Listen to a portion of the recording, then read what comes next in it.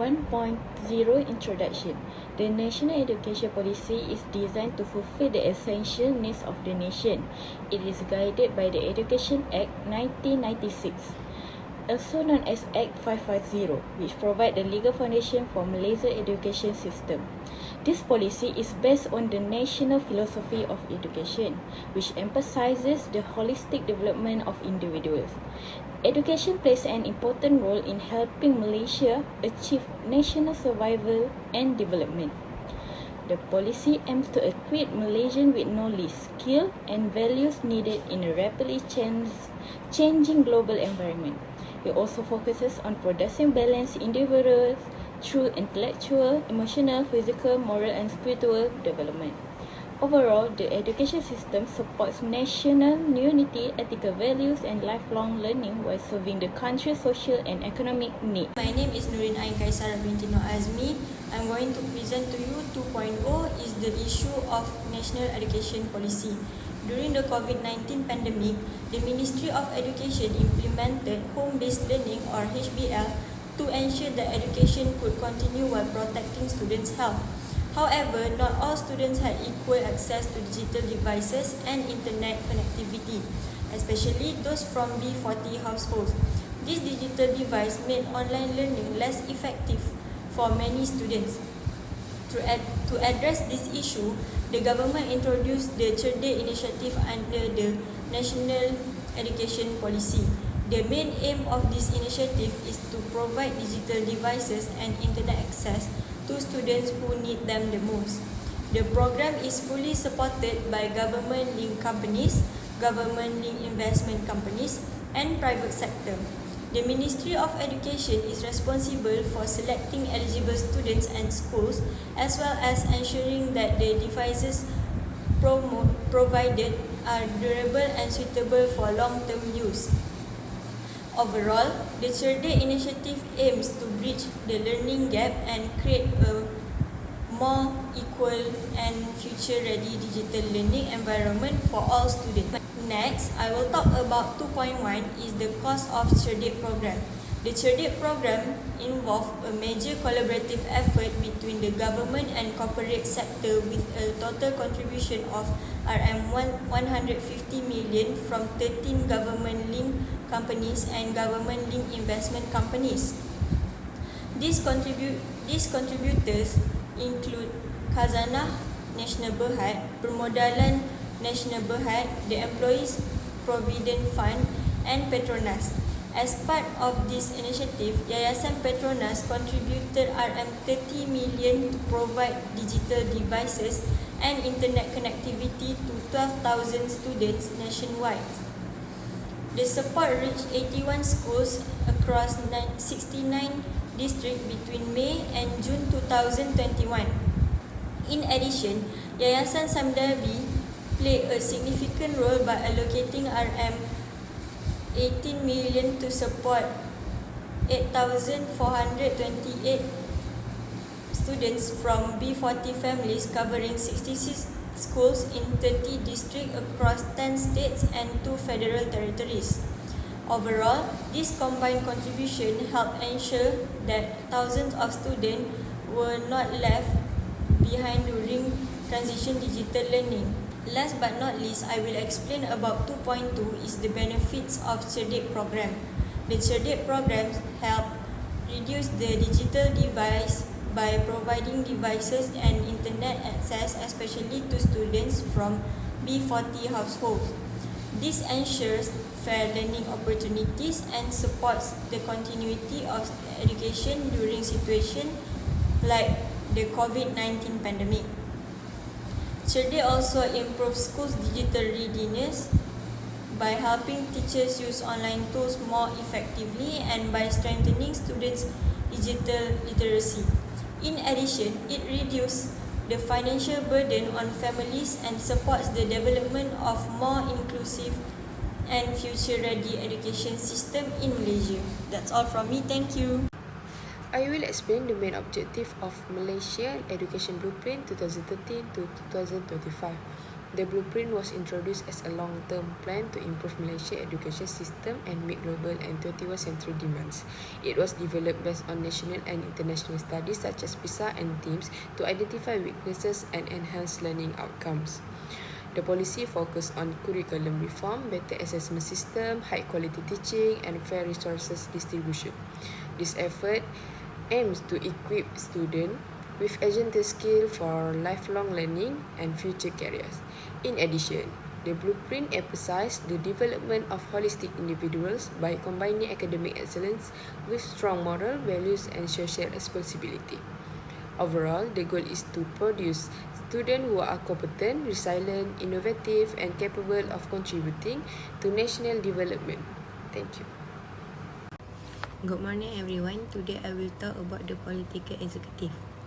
The political executive is an important part of democratic government. Its power comes directly from the people through election. This means leaders are chosen by citizens to represent their interests and run the country. The political executive has a dual role. It includes nominal heads who perform ceremonial duties and real heads who make important decisions and govern the country. Leaders such as the Prime Minister, President and Cabinet members work together to ensure the government functions smoothly. They serve for a limited term, usually 5 years. They prevent abuse of power and ensure leaders remain accountable to the people. At the end of their term, citizens can choose to re-elect them or replace them. The political executive is also responsible for implementing law passed by the legislature and maintaining check and balance within the government. In conclusion, the political executive play a vital role in upholding democracy by representing the people, enforcing law and ensure good governance. Thank you. 4.2 Government Agencies, Ministry of Education. The education system needs to be strengthened to remain competitive in a globalized world. Due to globalization, governments are increasingly aware of education progress in other countries. As a result, some policies are adapted from international best practice, although their effectiveness depends on local context. In Malaysia, the Malaysia Education Blueprint 2030 serves as a comprehensive plan to reform and improve the national education system. In November 2023, the National Digital Education Policy was launched to enhance digital fluency among students and teachers. The Ministry of Education prioritized infrastructure improvement and the digital ecosystem in schools to ensure effective implementation. The policy focuses on 4 main goals: to develop digitally fluent students, to support educators in using digital technology, to strengthen digital infrastructure and content, and to increase collaboration with strategic partners. This policy is aligned with national initiatives such as My Digital, Jendela, and the Malaysia Education Blueprint. Next, 5.1 discuss the main challenges and criticism faced by the Ministry of Education in implementing the Cerdik initiative. First thing first, slow and uneven distribution. Although Cerdik was introduced as an urgent response during COVID-19, the distribution of devices was slow. By April 2021, only a small number of students had actually received device, even though thousands that already been delivered to state office. This raises concern about MOE ability to respond quickly during a crisis. Next, weak coordination and delivery mechanism. The distribution process involved many administrative levels, from the state to the district and then to school. This created bureaucracy and delays, making it difficult for device to reach students efficiently. Other than that, eligibility identification issue. Another major issue was identifying eligible B14 students. Some students who truly needed the device were left out. while others who already had access still received them. The raises question about fairness and transparency in the selection process. So next is digital readiness beyond device. The initiative focused mainly on providing hardware such as laptops and tablets. However, there was limited training for teachers and students on how to use this device effectively for learning. This shows that having device alone does not guarantee better learning outcomes.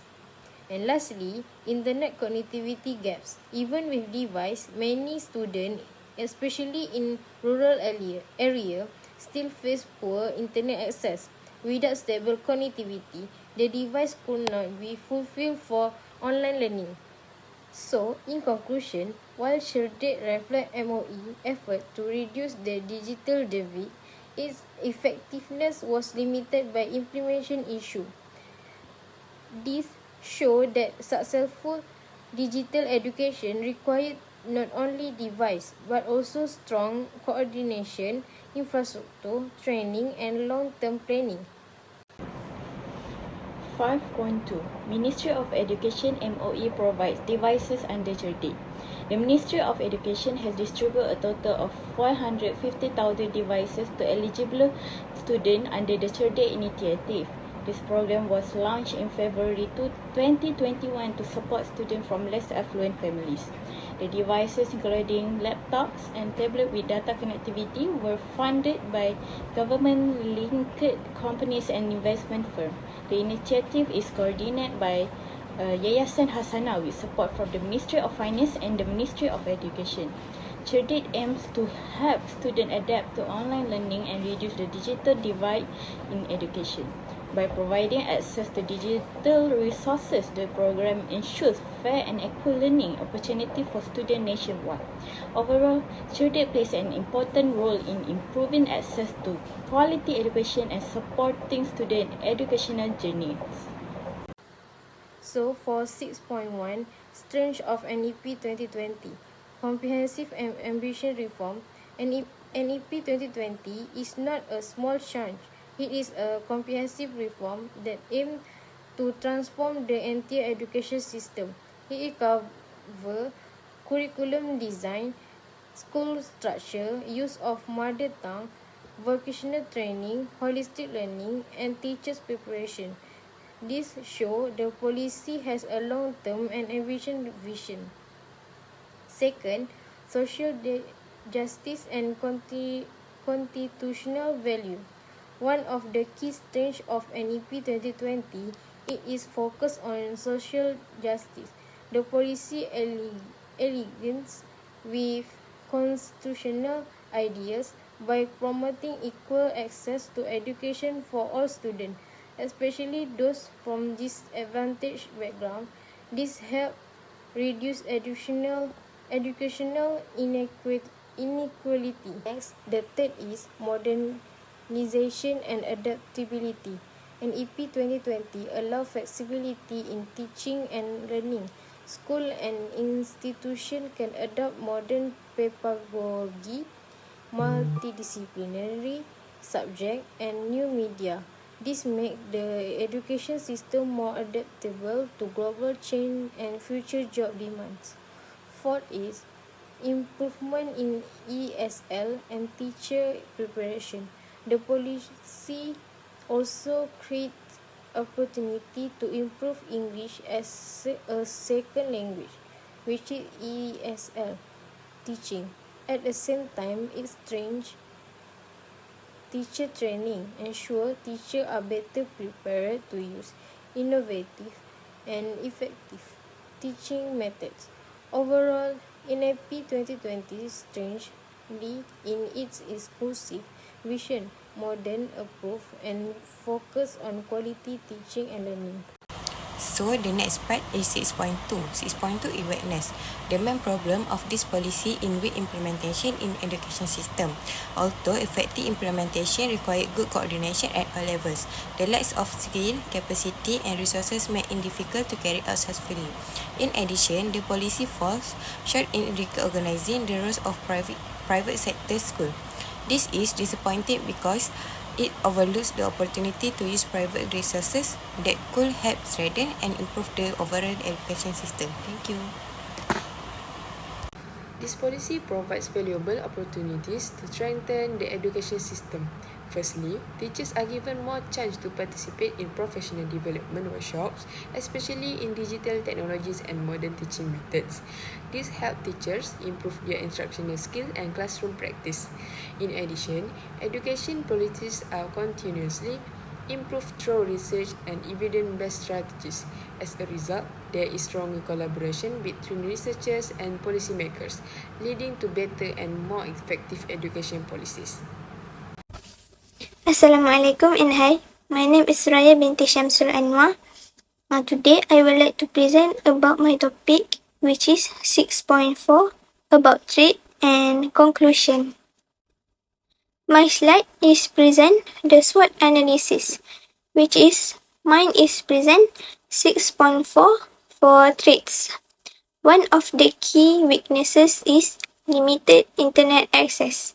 Limited and unstable internet connectivity, particularly in rural areas, create challenge by students in attending online class, accessing digital learning materials, and completing assessment effectively. Another weakness is cybersecurity risk and exposure to harmful contents. Without proper monitoring and security measures, students may be exposed to inappropriate content, online scam, or cyber threats, which can compromise their safety, privacy, and overall well-being, as well as disrupt the learning process. Last but not least, the weakness is unequal digital literacy, which is different in digital skills among teachers and students, limit the effective use of digital tools, and reduce meaningful and engagement in technology-based learning. In conclusion, we can see that the National Education Policy provide a strong foundation for building a future-ready education system in Malaysia. Through continuous improvement, stakeholder collaboration, and effective implementation, the policy can help develop knowledgeable, skilled, and resilient individuals. With aligned vision and action, the education system can better empower all learners to contribute to national and global development. That's all from us. Thank you.